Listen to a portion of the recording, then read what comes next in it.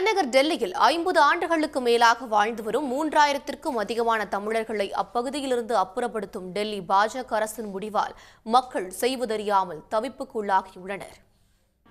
எங்களுக்கு இந்த இடம் தான் வேணும், எங்களுக்கு இந்த இடத்த விட்டு வேறு இடமும் எங்களுக்கு வேண்டாம். நாங்கள் இவங்க 60 வயசு, இவங்க 60 வயசுக்கு வாழ்ந்த இடத்தையும் இவங்களால விட முடியல. நான் 36 வயசு ஆயிடுச்சு. நாங்கள் இந்த இடத்த விட்டு போக மாட்டோம். வாழ்வோ சாவோ அங்கே தான் இருப்போம். நாங்கள் யாரையும் தொல்லை பண்ணலை. யார் வந்தாலும் ஓட்டு கேட்குறாங்க. எல்லாருக்கும் ஓட்டு போட்டு நான் பண்ணுறேன், இது இவங்க பண்ணுறாங்க அப்படின்ட்டு எங்களுக்கு சத்தியவாக்கு கொடுத்துட்டு போயிடுறாங்க.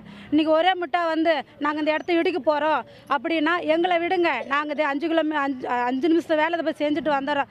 50 மைல் தூரத்தில் எங்களுக்கு வீடு கொடுத்தா நாங்கள் அங்கே எப்படி பிழைக்கிறது? எங்களால் பிழைக்க முடியாது. 10 வயசு பொம்பளையிலேருந்து நாங்கள் டெல்லியில் குடும்பம் பண்ணிட்டோம்.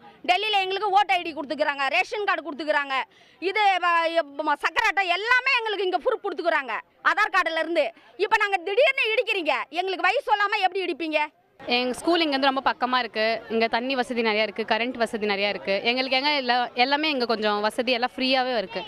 ஆனால் நாங்கள் அந்த இடத்துக்கு போனோன்னா எங்களுக்கு இந்த மாதிரி வசதி எங்கேயும் கிடைக்காது. அங்கே தண்ணியும் சரியில்லைன்னு சொல்கிறாங்க. அப்புறம் தினம் கொலை நடக்குதுன்றாங்க. எங்கள் படிப்பு ரொம்ப அங்கே பாதிப்பு ஏற்படும். அதனால் எங்களுக்கு அங்கே செட் ஆகாது. எங்களுக்கு இங்கே இருக்கிறது தான் ரொம்ப நல்லது. எங்கள் படிப்பும் இங்கே தான் ரொம்ப பெஸ்ட்டாக இருக்கும். என்னால் நடக்க முடியலைங்க, கால் ஒழிஞ்சு போய் நடக்க முடியாது. சாப்பாடு பிடிக்காத உட்காந்து கிடக்குறேன். எங்கெங்கே போகிறது? என்னால் ஒரு அடியில் எடுத்து வைக்க முடியலைங்க. நான் எங்கெங்கே மந்தோളം போயிட்டு என்னங்க பண்ணுறது? எதங்க கொடுத்தா நல்லா இருப்பீங்க. உடனுக்குடன் செய்திகளை தெரிந்து கொள்ள சன் நியூஸ் பெல் ஐகானை கிளிக் பண்ணுங்க.